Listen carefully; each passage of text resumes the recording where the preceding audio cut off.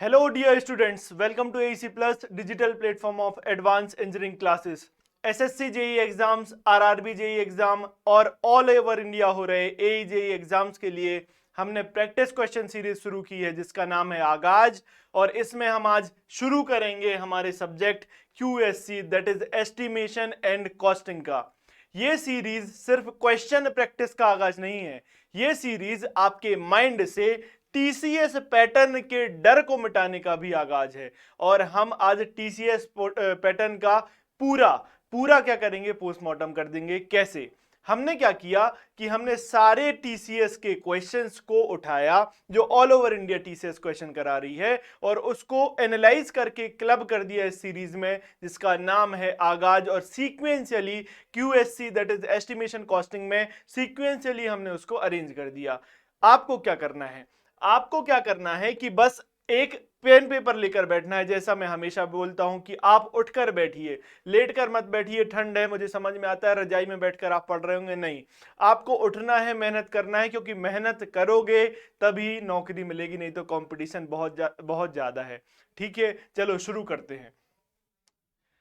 तो estimation and costing हमारा आज QSC quantity serving and costing हमारा आज टॉपिक है। सब्जेक्ट नया शुरू कर रहा हूं मैं, आज इसका फर्स्ट सेशन है। आपको क्या करना है, फिर से बोल रहा हूं कि कॉपी पेन लेकर बैठिए, जो भी लिखाता जाऊं उसको एक्स्ट्रा इंफॉर्मेशन लिखते जाइएगा। लास्ट में क्या होगा, एक ही जगह पे क्या होगा, आपके पास सारे नोट्स आपके पास मिल जाएंगे और आप रिवाइज इजीली करके एग्जाम दे सकते हैं। ये एक ऐसा टॉपिक है जो बच्चों को टफ लगता है। क्यों? क्योंकि सर इसको जनरली बहुत कम जगह पढ़ाया जाता है, ठीक है, लेकिन ये बहुत ही प्रैक्टिकली चीजें हैं और ये एग्जाम में आजकल पूछी जा रही हैं। टीसीएस का यही पैटर्न है कि वो उन चीजों को ज्यादा पूछता है जो रिमोट है हमारे लिए, जो बहुत दूर की हैं, जिनको हम टच नहीं करते। हमें लगता है कि टफ है, नहीं, बस हम उन्हें पढ़ लेंगे तो इजी हो जाएगा। ठीक है, शुरू करूं ना अपने सेशन को, चलिए देखते हैं। Question number first, calculate the quantity of cement for 1:2:4 1 cubic quantity proportion with stone chips. मतलब ये क्या है सर, ये आपका कंक्रीट है, इस प्रपोर्शन का आपको इसमें सीमेंट की क्वांटिटी बतानी है। ऐसे सवाल बहुत ये सवाल कर लेता हूं और ऐसे बनने वाले सारे सवालों का हल, एक एक जो चीजें रहती ना इंपॉर्टेंट, सारा मैं आपको बता दूंगा। यहां पहले सवाल कर लेते हैं। देखो देखो, क्या हम जानते हैं कि 1 metre cube of dry volume of concrete is equals to 1 metre cube of wet volume of concrete. ठीक है, वेट वॉल्यूम ऑफ कंक्रीट ये होता है, ये हम जानते हैं। एक मिनट, ये क्या लिख दिया, 1 सेकंड, इसका कलर चेंज करके लिख दे रहा हूं। 1.52 से 1.54 metre cube wet volume of concrete के बराबर ये होता है, ये हम जानते हैं। और नहीं जानते तो बस क्या करना है, आपको उठाना है। 1 सेकंड, ये क्या हुआ, 1 मिनट को, आपको क्या करना है, आपको उठाना है और ये लिख लेना है अपनी कॉपी में। ठीक है, चलो देखो इधर क्या है सर, हमें किसका निकालना है, वेट निकालना है केजी में सीमेंट का। पहले हम वॉल्यूम निकाल लेते हैं। कैसे? 1:2:4 इसका मतलब क्या सर, एक पोर्शन क्या है, एक पोर्शन सर सीमेंट का है। दो पोर्शन किसके हैं इसमें, सैंड का है। 4 पोर्शन किसके हैं सर, एग्रीगेट के हैं। फाइन और कोर्स एग्रीगेट मिला के ये प्रपोर्शन दिया है, आपको पता करना है। तो मैं बोल रहा हूं 1 मीटर क्यूब, ये कितने मीटर क्यूब का आपको दिया है क्वांटिटी, 1 मीटर क्यूब में निकालने बोला। तो ड्राई वॉल्यूम में 1 मीटर क्यूब और ये क्या लिख दिया है, 1.54 है ना इधर, 1.54 मीटर क्यूब। क्लियर है, ये आपको पता है। तो आपको ये क्या समझ में आती है बात कि वॉल्यूम ऑफ कलर बदलता हूं मैं, देखो कैसे लिखोगे आप, volume of cement is equals to कितना हो जाएगा sir, volume of cement is equals to 1.54 metre cube volume of concrete, wet volume of concrete divided by 1 + 2 + 4, ये हो गया सारे प्रपोर्शन का सम, इनटू 1 क्या हो गया सर, 1 हो गया किसका किसका पोर्शन, सीमेंट का पोर्शन। इसको सॉल्व किया तो ये आया 0.22 मीटर क्यूब। क्लियर। तो सिमिलरली आप वॉल्यूम ऑफ सैंड निकाल सकते हो। हाँ सर, वॉल्यूम ऑफ सैंड निकालेंगे तो क्या कर देंगे इसको, 0.22 into 2 that is equal to 0.44 metre cube. Clear बात। ओके। आप ऐसे ही वॉल्यूम ऑफ क्या सर, एग्रीगेट निकाल सकते हो सर। हाँ निकाल सकते हैं। कितना, 0.22 into 4 is equal to 0.44 metre cube. क्यों सर, ये एक पोर्शन की वॉल्यूम आई 0.22, 2 पोर्शन सैंड था, 4 पोर्शन एग्रीगेट था, मल्टीप्लाई किया, हमने वॉल्यूम निकाल लिया। आपका सवाल सॉल्व हुआ, लेकिन वॉल्यूम में सॉल्व हुआ। आपसे क्या पूछ रहा है, इधर देखो, आपसे पूछ रहा है केजी में बताना है। क्या पूछ रहा है, केजी में। तो देखो सर, हम जानते हैं सर, डेंसिटी ऑफ सीमेंट क्या होता है सर, डेंसिटी ऑफ सीमेंट होता है, क्या होता है सर, 1440 केजी पर मीटर क्यूब। क्या होता है डेंसिटी ऑफ सीमेंट, 1440 केजी पर मीटर क्यूब। अब बताओ 1 मीटर क्यूब में, इसका मतलब है सर 1 मीटर क्यूब में 1440 केजी मास आ रहा है सीमेंट का। आपके पास कितनी थी, 0.22 मीटर क्यूब। तो कितना आएगा, 1440 into 0.22 which is equal to 316.4 KG. Clear है, क्लियर है ये बात समझ में आती है कि नहीं। तो ये आ गया आपका weight of cement in what, 1 metre cube of concrete. तो 0.316.8 केजी आपका ये आ गया। क्लियर है ये बात, क्लियर है। ओके, इतना समझ में आता है कैसे निकालना था, अप्रोच समझ में आई कैसे, कि ये आपको इंपॉर्टेंस पता होनी चाहिए कि ड्राई वॉल्यूम क्या सर, उसमें वॉइड्स रहेंगे ड्राई वॉल्यूम में, फिर पानी उसको फिल कर लेगा, तो वेट वॉल्यूम ज्यादा होगा, सॉरी ड्राई वॉल्यूम ज्यादा होगी as compare to wet volume. समझ में आती है बात, ठीक है। तो ये आपको कंक्रीट का रिलेशन मैंने बताया। अगर आपको और क्या पूछ लिया, आपसे पूछ लिया, एक सेकेंड, 1 मिनट रुको, ठीक है। यहां पे अगर आपसे कुछ और पूछ लिया, इधर कंक्रीट की बात करी, मोटार में पूछ लिया, ब्रिक का रिलेशन पूछ लिया, प्लास्टर का पूछ लिया, तो कैसे आप क्वांटिटी निकालोगे। इसके लिए थंब रूल्स हैं। कहां से, ये एम्पेरिकली नहीं, ये प्रैक्टिकली। हमने क्या किया सर, वर्क किया, फील्ड पर एक डेटा निकाला है, उसका मैं डेटा आपको लिखा दे रहा हूं। कैसे याद रखना, पहला यही लिख लो सर। एक तो मैंने आपको बता दिया, ये सेकंड है क्या, एक सेकंड रुको, सेकंड लिखता हूं मैं। सेकंड क्या sir, 1 metre cube dry volume of mortar is equals to 1.25 metre cube wet volume of mortar. Clear है, ये बात समझ में आई। एक ये थंब रूल मिला आपको, ठीक है। यहां सर हम बात किसकी कर रहे हैं, अभी हम मोटार की बात कर रहे हैं, किसकी, मोटार की बात कर रहे हैं। क्लियर, पीछे हमने किसकी बात करी थी, कंक्रीट की बात करी थी, इधर मोटार की बात कर रहे हैं। समझ में आती है बात, मोटार की बात कर रहा हूं, ठीक है। अब देखो दूसरा पोर्शन, दूसरा पकड़ो। हम मोटार में सिर्फ ब्रिक वर्क की अगर बात करें, किसकी बात करें सर, ब्रिक वर्क। जब ब्रिक वर्क लिखा आ जाए, कहीं भी ब्रिक वर्क लिखा आ जाए, तो क्या होगा sir, 1 metre cube dry volume of mortar. Brick work में ब्रिक को जो मैसनरी बनाते तो मोटार की जरूरत पड़ती है ना जोड़ने के लिए, सीमेंट सैंड के पेस्ट को क्या बोलते हैं, मोटार बोलते हैं, तो जानते हो ना। तो dry volume of mortar for brick work कितना, 1 मीटर क्यूब। कितना होगा सर, ये होगा 1.30 metre cube volume of, sorry volume नहीं, wet volume of mortar. Clear है। ये कब लोगे सर, ये हम तब लेंगे जब ब्रिक वर्क की बात आएगी मोटार में जब ब्रिक वर्क की बात आई तब लिया, ठीक है। दूसरा अगर आपसे पूछ ले किसकी, प्लास्टरिंग की बात पूछ ले, ठीक है। प्लास्टरिंग में देखना क्या बोलता है, 1 metre cube dry volume of mortar is equals to 1.6 metre cube wet volume of mortar. Clear है ये बात, क्लियर है। अगर प्लास्टरिंग में पूछेगा तो क्या रिलेशन यूज करोगे, ये बात समझ में आती है। प्लास्टरिंग में पूछेगा तो क्या बोलोगे, 1 metre cube dry volume of mortar, 1.6 metre cube wet volume of mortar, ठीक है। ये वाला रिलेशन जनरल रिलेशन है मोटार के लिए, और जनरली हम कहाँ यूज कर सकते हैं सर, ये वाला रिलेशन हम डीपीसी अगर आपको मोटार से बनाना है तो यही यूज करेंगे। कंक्रीट से डीपीसी बनाना होता तो क्या यूज करते, 1 metre cube dry volume of concrete बराबर 1.54 metre cube dry volume of concrete. अगर डीपीसी, ये मोटार से डीपीसी बनाई तो ये क्लियर है, मोटार की बात समझ में आ जाती है। ठीक है, अब देखो एक सेकंड, ये बीच में कैसे ऐड हो गया, रुको इधर एक स्लाइड और ऐड करते हैं। देखो तीसरी चीज, अगर आपसे एक सेकंड, कलर क्या, पेज ही चेंज हो गया तो क्या कलर है, ठीक है। अभी आप क्या चीज लिख लो, आप लिख लो मोटार का पॉइंटिंग में, ठीक है। तो use of mortar in pointing, 1 minute, for Poynting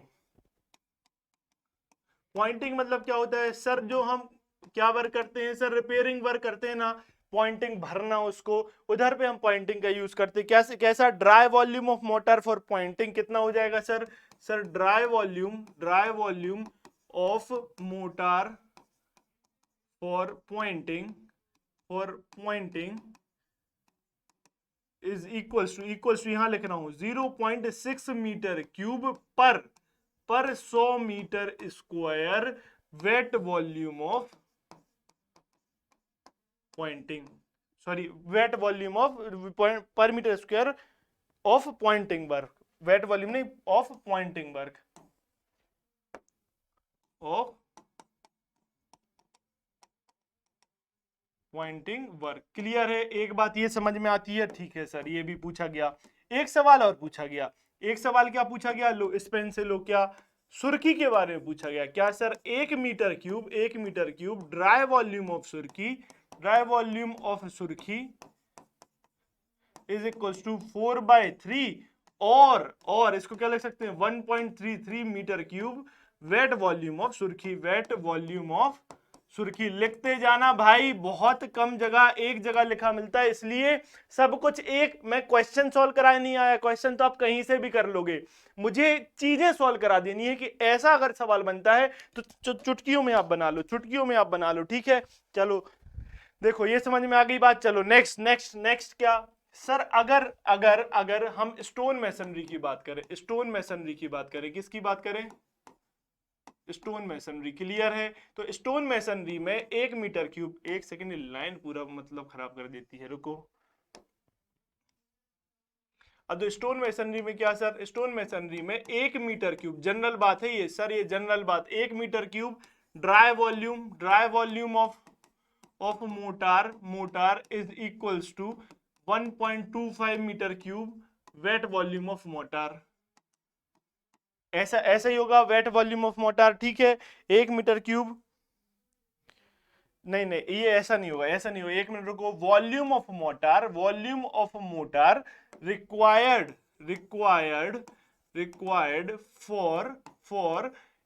for 1 metre cube stone masonry. 1 metre cube stone masonry में कितना वॉल्यूम मोटार चाहिए, तो आपको 1.25 metre cube volume of mortar चाहिए,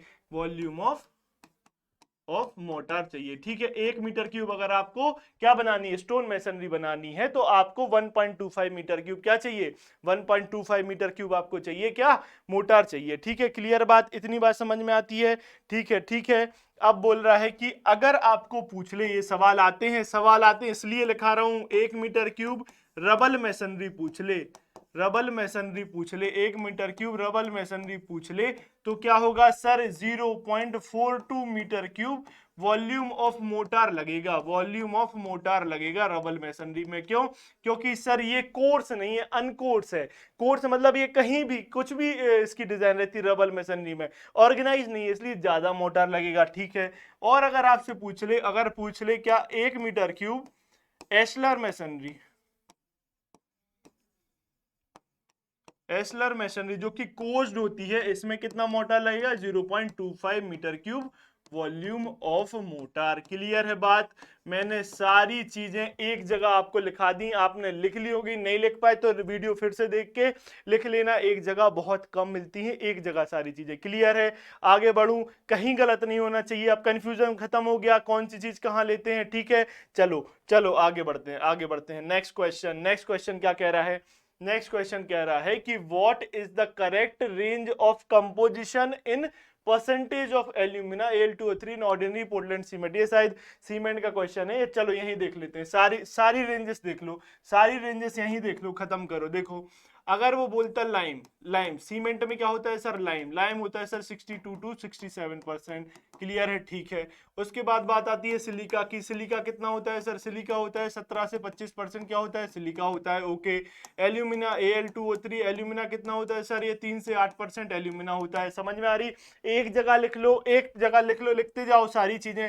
फिर आता है क्या, आयरन ऑक्साइड, आयरन ऑक्साइड कितना होता है सर, आयरन ऑक्साइड होता है 0.5 to 6% आयरन ऑक्साइड, क्लियर। उसके बाद आता है क्या, सोडा, सोडा पोटैश, और इसको क्या बोल सकते हैं, एल्कली, एल्कली, एल्कली, ये कितना होगा सर, ये होगा 0.1 से 4%, कितना, 0.1 से 4%, क्लियर। इसके बाद एक सेकंड, ये 0.1 से 4% ये नहीं होगा, एक मिनट रुको, एक मिनट रुको, ये होगा क्या आपका मैग्नीशिया, मैग्नीशिया, ठीक है। अब बोल रहा है क्या, सोडा, सोडा पोटैश और एल्कली, एल्कली कितना होगा सर, ये होगा 0.5 से 1.3%, क्लियर, 0.5 से 1.3%। अब आता है क्या, sulphur trioxide SO3, sulphur trioxide कितना होगा सर, ये 1 से 3%, क्लियर है। सारा मैंने लिखा दिया आपके लिए, क्या जितना भी कंपोनेंट आ सकता है, ठीक है। याद कैसे करोगे, ये भी लेके जाओ, ये भी टेक्निक सीख लो, क्या, लॉस, लॉस में है एम्स, AIMS, एम्स, ये स्पेलिंग पे मत जाना, याद कराने के लिए लिखा है, लॉस में है एम्स, क्या, एल फॉर क्या, एल फॉर लाइम, एक मिनट फिर से वही कलर आ गया, कलर चेंज, कलर नहीं वही कहाँ आ गया, एल फॉर लाइम, ठीक है। S for what, S for silica, S for silica, A for alumina, alumina, ठीक है, क्लियर है बात, okay. I for iron oxide, iron oxide, oxide, clear. M for magnesia, magnesia, और S for what, S for last में sulphur, ये sulphur और alkali, alkali वाला आप लिख लेना, ठीक है, सल्फर, ठीक है, समझ में आती है, ऐसे आप याद भी कर सकते हो, क्लियर। आगे बढ़ू, नेक्स्ट क्वेश्चन पे चलता हूं, रुको इसका आंसर तो दे दो, क्या पूछ रहा था, एल्यूमिना का पूछा था, एल्यूमिना 3 से 8%, तो option number A is correct. 17 से 25 तो आपका होगा सिलिका, 62 से 67 लाइम, क्लियर बात, समझ में आती है बात। मेहनत मैं कर रहा हूं, आप भी एक जगह लिखते जाइएगा, बार बार इसलिए लिखा देता हूं, क्यों, क्योंकि आपको माइंड में घुसता जाए, भूलो ना कभी। चलो आगे बढ़ो, आगे बढ़ो। देखो क्वेश्चन नंबर 3 क्या बोल रहा है, according to I score 1200 part 2 1974 for the unit of measurement in MKS for cavity wall, cavity wall के लिए यूनिट ऑफ मेजरमेंट बताओ। सबसे पहले तो ये याद कर लेना कि यूनिट्स ऑफ मेजरमेंट के लिए IS 1200 पार्ट 2 यूज होता है। मैंने आपको पहले भी बोला है कि कोई भी एक सब्जेक्ट, पहली बात तो एस्टिमेशन की एक अलग से कॉपी बनाना QSC की, सबसे आगे क्या करना, जो बिल्डिंग मटेरियल जब आप पढ़ोगे ना, तो बिल्डिंग मटेरियल में सबसे आगे क्या बना लेना, IS कोड के एक पेज बना लेना 3 से 4, वहां पे मेंशन कर दो, डाल दो इसको, क्या IS 1200 पार्ट 2 यूज होता है, किसमें, किसमें, मेजरमेंट, मेजरमेंट्स कैसे लेना है किसी भी चीज के, क्लियर है। यहाँ कैविटी वॉल की बात आती है तो कैविटी वॉल स्क्वायर मीटर में मेजर होगा, कैविटी वॉल किस में मेजर होगी, स्क्वायर मीटर में। अब नंबर में देख लो, क्या नंबर में sir, door window fitting, door window fittings, ठीक है। ग्लास पैनल्स, ग्लास पैनल्स की fixing and cleaning, and cleaning, glass panels की फिक्सिंग एंड क्लीनिंग नंबर में होगी, लेकिन ग्लास पैनल्स का मेजरमेंट मीटर स्क्वायर में, ग्लास पैनल्स की फिक्सिंग एंड क्लीनिंग नंबर में होगी, क्लियर है बात, ओके। अब देखो, अब स्क्वायर मीटर, स्क्वायर मीटर में क्या सर, स्क्वायर मीटर में अगर आपको पार्टीशन वॉल, पार्टीशन वॉल देना है, पार्टीशन ब्रिक वॉल, तो आपका स्क्वायर मीटर में जाएगा, clear, okay. Sir roof, roofing करनी है, किससे रूफिंग करनी है अगर, तो किससे, लाइम कंक्रीट की रूफिंग करनी है, LC लिख दे रहा हूं मैं, कंफ्यूज मत होना, LC, LC लिख दे रहा हूं, लाइम कंक्रीट की रूफिंग करनी है तो किस में जाएगा सर, स्क्वायर मीटर में जाएगा। Plastering, plastering and Poynting work किस में जाएगा सर? ये भी स्क्वायर मीटर में जाएगा। और भी चीजें जाएंगी, मैं जो जो आता जा रहा है मैं बताते जा रहा हूं। आपको क्या करना है, आपको क्या करना है, एक जगह सारा, आपको अगर कंटेंट आपके पास ऑलरेडी है तो एक जगह सारी चीजें लिख लो। एक जगह सारी चीजें लिख लोगे तो क्या होगा, इससे आपको पता चल जाएगा कि आपको कैसे करना है। ठीक है, मैं आपको जितना आता जाएगा मैं आपको बताता जाऊंगा, फिर भी सब कुछ लिखा पाना पॉसिबल नहीं है क्योंकि अपन टाइम लिमिटेशन है। आपको एक जगह लिख लेना है, उसको बार बार पढ़ लेना है। उसको आप 8 से 10 बार पढ़ लोगे, फीड हो जाएगा। रनिंग मीटर समझ पा रहे हो ना? वैसे देखो, याद करने का एक तरीका ये भी है कि स्क्वायर मीटर में कौन सी चीज जिसमें थिकनेस स्पेसिफाइड हो, लेंथ और विड्थ आ रही हो, ऐसी चीजें स्क्वायर मीटर में मेजर होगी। फिर बात आता है क्या, रनिंग मीटर जो लेंथ मतलब क्या सर? पाइप, वाटर पाइप्स हो गया, ये रनिंग मीटर में जाएगा। वाटर पाइप्स किस में जाएगा सर? रनिंग मीटर में जाएगा। क्लियर है? ओके, और क्या जा सकता है रनिंग मीटर में? Rain water pipe, plain pipe, cornice, क्या प्लेन पाइप। क्लियर? ये मैं कलर बदल देता लेकिन अब ठीक है, लिखा गया है, इसी को लिख रहा हूँ, इसी को लिख रहा हूँ दोनों में। क्या कॉर्नाइस, ये कितनी बार पूछा गया, कॉर्नाइस रनिंग मीटर में जाएगा। उसके बाद थ्रेडिंग, जो भी थ्रेडिंग होती है किस पर, ये नट बोल्ट्स पर जो थ्रेडिंग होती है वो भी रनिंग मीटर में जाएगी। क्यूबिक मीटर में क्या सर? क्यूबिक मीटर में क्या जाएगा? लो देखो, अर्थ वर्क, पूरा अर्थ वर्क क्यूबिक मीटर में आप मेजर करोगे। क्लियर है? पूरी कंक्रीटिंग आप किस में, क्यूबिक मीटर में मेजर करोगे। क्लियर है? कुछ वुड वर्क ऐसा रहेगा जो क्यूबिक मीटर में आएगा। क्लियर? वुड वर्क किस में आएगा सर? वुड वर्क कुछ क्यूबिक मीटर में आएगा, लेकिन स्क्वायर मीटर में कौन सा वुड वर्क आता है? इधर लिख रहा हूं मैं, क्या शटर्स जो हो गए विंडो के, shutters of window frame, window and doors के जो शटर्स रहेंगे वो किस में आएंगे सर? जो शटर्स रहेंगे, जो खिड़की उसमें दरवाजे में लगती है ना खिड़कियां, शटर्स, वो किस में आएगा सर? सर ये आएगा क्या, स्क्वायर मीटर में आएगा। टिम्बर की सोइंग यानी काटना किस में मेजर करोगे? ये भी पूछा गया है। स्क्वायर मीटर का कहाँ लिख दूं, जगह नहीं मिल रहा है। चलो, यहाँ स्क्वायर मीटर है ना, ये स्क्वायर मीटर है, इधर लिखता हूं क्या, क्या सोइंग ऑफ, ये भी पूछा गया है कई बार, सोइंग ऑफ टिम्बर, टिम्बर की सोइंग किस में मेजर होगी? स्क्वायर मीटर में मेजर होगी। क्लियर बात समझ में आती है? ये देखो, इधर ब्रिक वर्क, और ब्रिक वर्क पार्टीशन वॉल को छोड़ के सारा ब्रिक वर्क किस में मेजर होता है सर? मीटर क्यूब में मेजर होता है। क्लियर? ओके, चलो समझ में आ गई इतनी बात। और क्या आप बात कर सकते हो? Doors and window frame, door window की फिटिंग्स तो उसमें चली गई, लेकिन मीटर क्यूब में और क्या जाएगा सर? इधर लिख देता हूं, क्या door and window frame, door and window frames. Clear है बात? समझ में आती है बात? ठीक है। और एक चीज और पूछी जाती है, वो मैं लिख के रहूंगा, भले ही जगह कम है। किस में? रनिंग मीटर में। रनिंग मीटर वाला इधर लिख रहा हूं, देखो रनिंग मीटर वाला क्या, इधर लिखना, इधर लिखना, क्या लिखना है इसमें? इसमें लिख लेना आप रीइंफोर्समेंट वायर फेंसिंग, जो वायर फेंसिंग है वो भी रनिंग मीटर में जाएगी। होच पोच हो रहा है, लेकिन आपको मैंने क्लियरली कलर चेंज कर करके लिख दिया ना। आप क्या करना, वीडियो फिर से पॉज करके या फिर से देख के एक जगह सारी चीजें लिख लेना। क्लियर बात? आगे बढ़ता हूं मैं, नेक्स्ट क्वेश्चन क्या, क्वेश्चन नंबर 4 क्या कह रहा है? To calculate the approximate quantity of brick beds मतलब जो ब्रिक्स रहती हैं उसके जो अप्रोक्सीमेट अगर क्वांटिटी आपको निकालनी है in cubic metre, which of the following empirical equation, इनमें से कौन सी empirical equation for materials and man power would be used? Material और मैन पावर्स के लिए के थ्रू अगर आपको क्या निकालनी है, नंबर ऑफ बेड्स निकालनी है, तो आपको क्या, कौन सी आप इक्वेशन यूज करोगे? ये तो भाई ये तो डायरेक्ट स्टैटिक सवाल है, इसमें एक्सप्लेनेशन कुछ हो नहीं सकती, नया सवाल है, याद करना पड़ेगा। 2-3 बार 4 बार देखोगे याद हो जाएगा। आंसर मार्क करिए इसका, सिर्फ आप आंसर मार्क करिए। क्लियर है? इसको आपको याद करना है, ये प्रॉमिस करिए याद करोगे आप। ठीक है, ये है इसका answer B will be answer. Brick beds in metre cube 0.113 times of A minus 0.83 ये होता है, ये आपको याद कर लेना है। क्लियर है बात? क्लियर है? ठीक है, आगे बढ़ता हूं मैं। ऐसे सवाल का कुछ एक्सप्लेनेशन हो ही नहीं सकता। देखो क्वेश्चन नंबर 5 क्या, estimate the cost of brick work required in a wall 5 metre long, 3 metre high and 150 mm thick and the rate of brick work is इतना। आपको कॉस्ट ऑफ ब्रिक वर्क बतानी है, तो लेंथ क्या दी है, देखो length कितनी दे दी आपको, लेंथ दे दी आपको 5 मीटर। ओके, हाइट कितनी दे दी वॉल की, 3 मीटर। और थिकनेस कितनी दे दी वॉल की, थिकनेस दे दी सर आपको 150 mm which is equals to कितना 0.15 मीटर। क्लियर है। तो वॉल्यूम ऑफ ब्रिक कितना हो जाएगा सर, वॉल्यूम ऑफ ब्रिक हो जाएगा क्या sir 5 into brick wall, sorry volume brick work, brick wall नहीं, volume of brick work, volume brick work कितना हो जाएगा 5 into 3 into 0.15 which is equals to 2.25 metre cube. Clear है। ये बात समझ में आई कि नहीं, कैसे वॉल्यूम ऑफ ब्रिक वर्क निकाल लिया, हाँ सर निकाल लिया।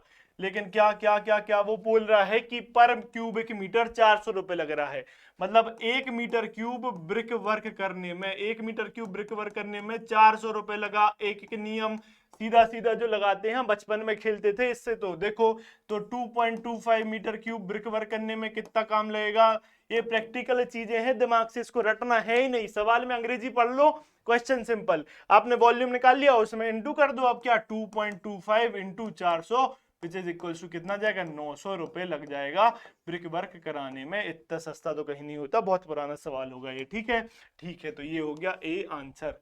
क्लियर बात, क्लियर है बात, आगे बढ़ूं, ठीक है चलो आगे बढ़ो।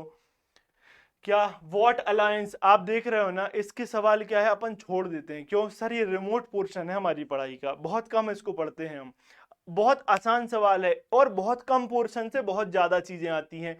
आपको क्या करना है, एक बार अच्छे से इसको पढ़ लीजिए, एक बार कहीं से भी आप इसको बहुत अच्छे से पढ़ लीजिए, आपके पास नोट्स मिल जाएंगे या यूट्यूब पर, या कोई भी कोर्स आप ज्वाइन कर रहे हैं तो वो हमारा कोर्स भी आप ज्वाइन कर सकते हो, उसमें भी आप पढ़ सकते हो इसको, इसको आप अच्छे से पढ़ लीजिए। ठीक है, तो व्हाट अलायंस, और आपसे क्या होगा फिर, क्वेश्चन तो इजीली बनेंगे, बहुत अच्छे से क्वेश्चन बनेंगे। देखो what allowance for each side of trench shall be added to the specified width in case of excavation trenches for unfoundation for depth exceeding 1 metre for foundation. वो बोल रहा है कि आप जब आपने क्या किया, ट्रेंच यानी गड्ढा खोदते हो, किसको, फाउंडेशन बनाने के लिए, वो बोल रहा है आजू बाजू कितना अलायंस दोगे, गड्ढा खोद रहे हो तो आजू बाजू कितना अलायंस दोगे आप, कि जब 1 मीटर आप गड्ढा खोदोगे तो पर मीटर, ये याद करने स्टैटिक चीजें हैं, तो पर मीटर 50 mm, 1 मीटर अगर आपने गड्ढा खोदा तो 50 mm क्या करना पड़ेगा आपको, अलायंस दोनों साइड देना पड़ेगा। क्लियर है बात,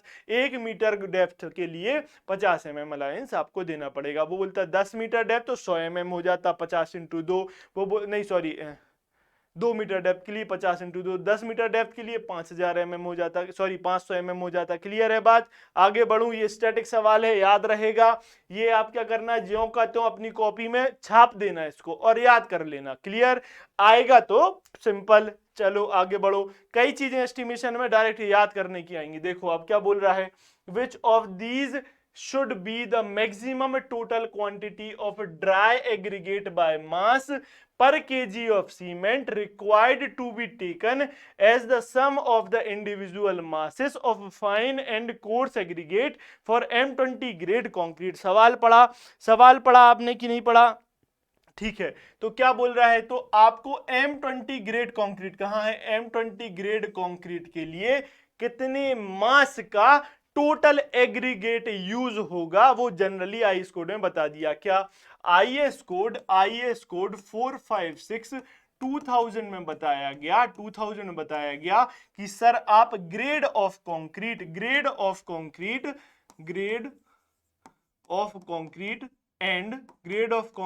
एंड व्हाट, आप इसको weight of mass of aggregate को कैसे लिख लो, इसको क्या टोटल, ये इतना लिखना है इधर, total quantity of dry grade by mass पर केजी ऑफ सीमेंट रिक्वायर्ड, ये चीज यहां लिख देनी है, दो जो मैंने ऊपर अंडरलाइन की है ग्रीन से, इसका आपने बता रखा है, किसने, आईएस कोड ने, किस किस एग्रीगेट के लिए बता रखा है। देखो आपके पास M20 aggregate, M15, M10, M7.5 और M5 चार 5 एग्रीगेट इसके लिए उन्होंने बता रखा। क्या बता के रखा है, देखो M20 के लिए 225 केजी, 225 नहीं, एक सेकेंड, 250, 250 केजी। M15 के लिए कितना, M15 के लिए 330 M15 के लिए 330 kg, ओके।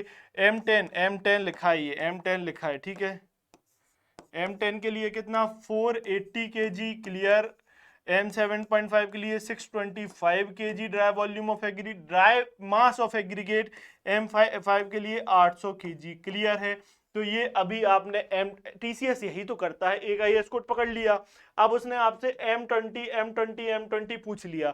अब क्या नेक्स्ट किसी पेपर में इनमें से किसी में से पूछ लेगा, तो हम क्या करेंगे सर, हमने तो याद कर लिया। क्या हमने याद कर लिया, 250, 330, 480, 600, 2500 और 800 kg।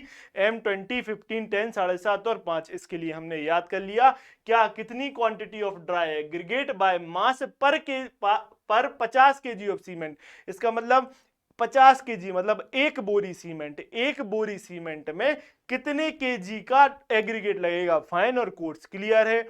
एक बोरी सीमेंट मतलब 50 kg, एक गट्ठा जो सीमेंट आती है, एक बोरी में 50 kg वेट होता है, उसके लिए कितने वेट का, कितने मास का आपको एग्रीगेट लगेगा, ये IAS कोड ने बता दिया, लिख लो। एक चीज और बताई कि कितना एक बोरी के लिए कितना पानी लगता है, सर 20 से 30 लीटर पानी। कितना, 20 से 30 लीटर पानी। अगर आप OPC सीमेंट यूज कर रहे हो तो 25 लीटर पानी, और अगर PPC यूज कर रहे हो तो 27 लीटर पानी लगता है, क्लियर। ये भी एक्स्ट्रा इन्फॉर्मेशन आप लेके जाइए। नेक्स्ट क्वेश्चन पे चलूं। आई होप आप सब कुछ लिखते जा रहे होगे, एकदम से याद होना आसान नहीं है, आपको बार बार इसको देखना पड़ेगा। एक कॉपी अलग से बना लेना, मैं फिर से कह रहा हूं कंजूसी मत करना, इस समय पैसा नहीं समय इंपॉर्टेंट है, कंटेंट लेके जाओ, फ्री में मिल रहा है, बहुत अच्छी बात। चलो आगे बढ़ो आगे बढ़ो। Question number 8, the estimate prepared by the data collected from the similar construction already complete in nearby area is called. Simple सी बात है, क्या बोल रहा है, एक एस्टिमेट आपने प्रिपेयर किया bye the data collected from the similar construction. कैसे, आपने बोला कि सर मुझे, आप अपना घर बना रहे हो, आपने अपना घर बनाना था, आपने बाजू वाले का बिल्कुल घर देखा कि मुझे ऐसे के ऐसे घर बनाना है, तो आप उसके पास गए, आप बताइए मुझे अप्रोक्स भैया क्या कितनी सीमेंट लगी, कितना लेबर चार्ज आया, कितना आपको मटेरियल लगा, कितना आपने कितने ओवरहेड चार्जेस आपके लगे, कितने दिनों में ये बन पाया। ये आपने एक अप्रोक्सीमेट नॉलेज ले लिया ना, अप्रोक्सीमेट नॉलेज, उसको ही क्या बोल दिया सर, अप्रोक्सीमेट एस्टीमेट। तो सिमिलर कंस्ट्रक्शन को देख के हमने अपना एस्टीमेट बनाया, उसको बोल दिया अप्रोक्सीमेट एस्टीमेट, क्लियर है बात। यहां मैं नहीं रुकूंगा, एस्टीमेट शब्द आया है, देखो अप्रोक्सीमेट एस्टीमेट को और क्या बोलते हो सर, इसको हम प्रिलिमिनरी एस्टीमेट बोलते हैं, क्या, प्रिलिमिनरी एस्टीमेट, क्लियर। और क्या बोलते हैं सर, इसको हम रफ एस्टीमेट भी बोलते हैं। ये लिखा रहा हूं इधर, मैं सिनोनिम एंटोनिम खेलने नहीं आया हूं, इनको बार बार सवाल में पूछा है, यही लिख के इसलिए लिखा रहा हूं। चलो इसमें कौन कौन सी मेथड्स यूज होती हैं सर, इसमें ये मेथड, ये भी पूछते हैं कौन सी मेथड किस में फॉल करेगी, ये अप्रोक्सीमेट में कि डिटेल्ड में। तो देखो ये कौन सी मेथड है सर, इसमें पहली प्लिंथ एरिया मेथड, कौन सी, प्लिंथ, लिख लो एक जगह लिख लो सारी, plinth area method, clear, okay. दूसरा cubic cubic rate cubic rate method, clear है, ओके। एक मिनट, क्यूबिक, एक मिनट रुकना, इसमें लिखना है आपको cubical content method, cubical content method, clear. ये क्यूबिक रेट मेथड नहीं, क्यूबिकल कंटेंट मेथड। थर्ड क्या लिखोगे आप, unit rate method, unit rate method. SSC JE में पूछ लिया यूनिट रेट मेथड को और क्या बोलते हो, तो वो लिख के आया सर्विस यूनिट मेथड। क्या आया था उसमें लिखा, सर्विस यूनिट मेथड बोलते हैं। अब बना जाओगे, रिपीट होगा तो बना जाओगे, ओके बना लिया सर। अब देखो नेक्स्ट क्या, एक मेथड और कौन सी सर, टिपिकल बे मेथड। टिपिकल बे मेथड ये कहां कहां यूज होगी सर, ये फैक्ट्री इंडस्ट्रीज में यूज होती है, और दूसरा ये सबसे इंपॉर्टेंट ब्रिज कंस्ट्रक्शन में यूज होती है टिपिकल बे मेथड। याद रहेगा कि नहीं रहेगा, ये चारों मेथड आपको याद रहेंगी कि नहीं रहेंगी, लिख लोगे, ठीक है लिख लोगे। अब एक और क्या, cost comparison method, cost comparison, जो अभी कंपेयर तो किया अपन ने ऊपर, तो कॉस्ट कंपैरिजन मेथड, ठीक है, कॉस्ट कंपैरिजन मेथड हो गई, ठीक है। सिक्स्थ मेथड कौन सी, सिक्स्थ मेथड कौन सी, cost from materials and labour. क्या, कॉस्ट फ्रॉम आपने मटेरियल और लेबर की कॉस्ट जान ली, मटेरियल्स एंड लेबर, इसको भी तो कंपेयर कर लिया आपने। तो ये कौन सी मेथड हो गई? ये 6 की 6 मेथड आपको पता होनी चाहिए।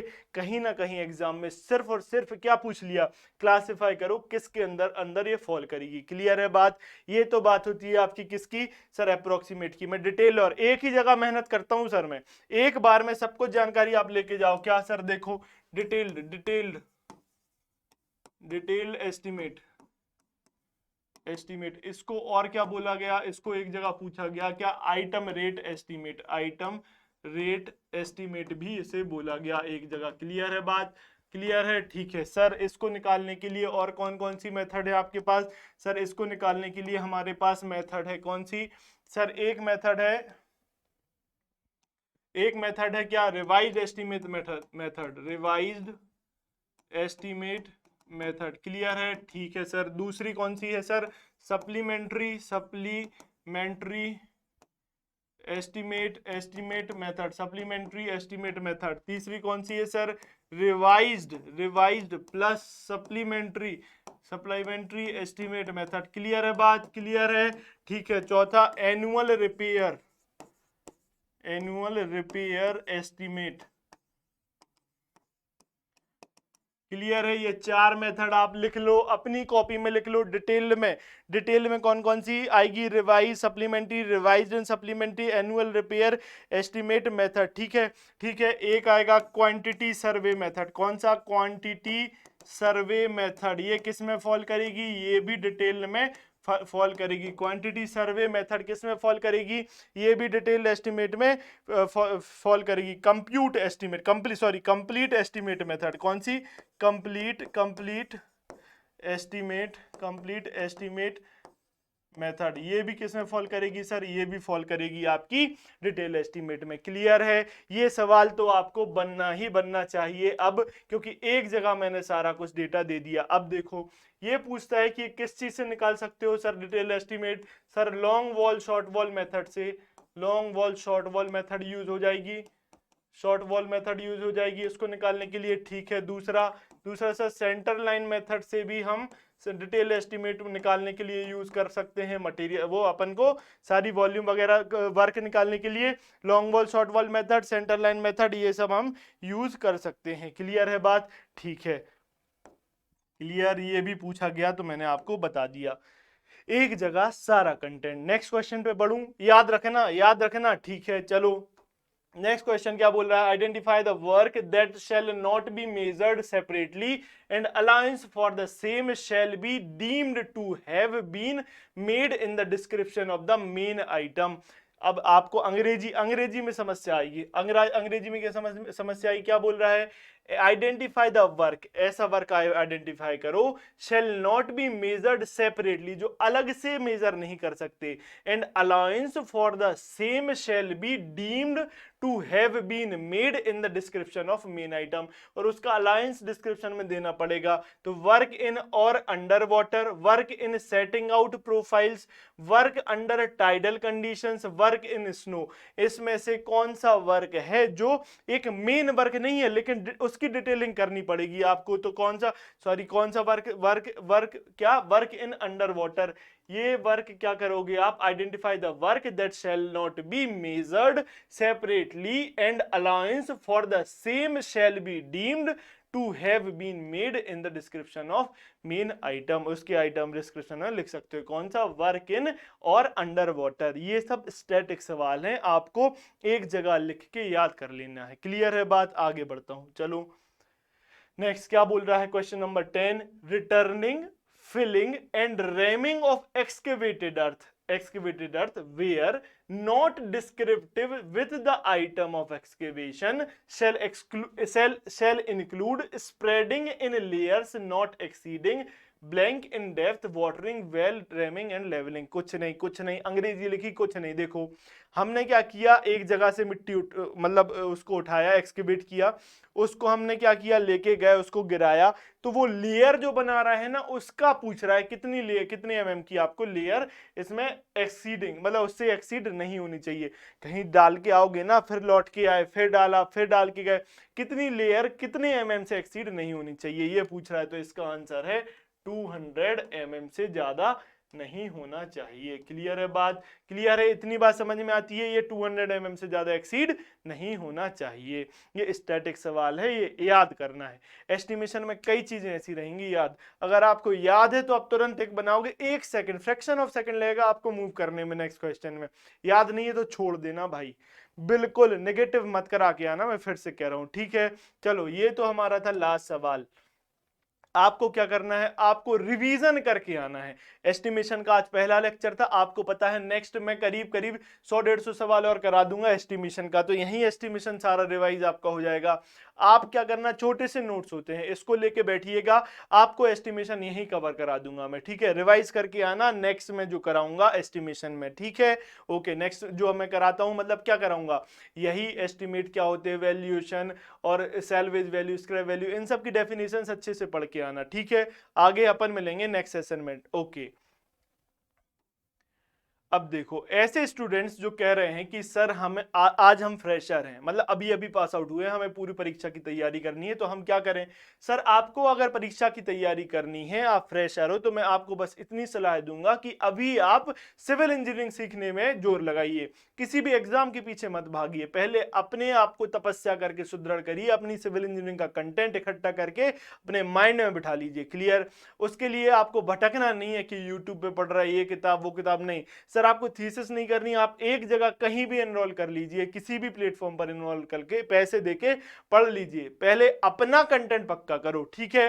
चलो आगे बढ़ता हूं मैं। क्या आपके लिए हमने जो फ्रेशर थे, अगर आपको पूरा कंटेंट कवर करना है तो उनके लिए क्या किया, विजय बैच लॉन्च किया। विजय बैच में क्या, AE-JEE लेवल का पूरा सिविल इंजीनियरिंग थॉरली पढ़ाया गया है। आप इसमें प्रैक्टिस क्वेश्चंस भी आपको मिलेंगे, आप खरीद सकते हो, ठीक है। जो बच्चे जो SSC JEE के लिए फोकस्ड हैं, SSC JEE 2024 गोल्डन अपॉर्चुनिटी है उनके लिए, बहुत फोकस्ड होकर अगर आप तैयारी करना चाहते हो तो बैच वन SSC JEE 2024 का हमारे AEC प्लेटफॉर्म पर लॉन्च हुआ है, आपको मिल जाएगा। आप इसमें क्या टेक्निकल नॉन टेक्निकल सब पढ़ सकते हो, एक जगह पढ़ाई करो, भटको मत। फिर बोल रहा हूं, एक बार पैसा खर्च करके पढ़ाई कर लो, इस समय समय इंपॉर्टेंट है ना कि पैसा। यूट्यूब पर आप पढ़ लोगे मानता हूं, लेकिन कंटेंट पूरा कवर नहीं हो पाएगा, मान के चलिए। देखो अब अगर कोई PSC की पढ़ाई करना चाहता है, MPPSC AE SDO बनना चाहते हो, तो उसके लिए सर प्रहार बैच हमने लॉन्च किया। प्रहार बैच AEC प्लस एप्लीकेशन में मिल जाएगा, इसमें MPGK और टेक्निकल पोर्शन जो 100 क्वेश्चंस आपके आते हैं वो आपको पूरा कंटेंट यहाँ मिलेगा। कई आपको इसमें क्वेश्चन प्रैक्टिस सेशंस भी देखने को मिलेंगे। Most awaited vacancy of India what RRB JEE। और अगर आप कह रहे हो कि सर आप नोटिफिकेशन तो आए नहीं, क्यों ये बोल रहे हो, तो मैं आपसे कह दूं, अगर नोटिफिकेशन के बाद पढ़ाई स्टार्ट करने वाले हो तो आपका सिलेक्शन नहीं होगा। क्यों? कड़वा लग रहा होगा, लेकिन सच है सर, इतना कंटेंट है कि आप 2 से 3 महीने में कवर कर ही नहीं सकते। आज से तैयारी शुरू करो।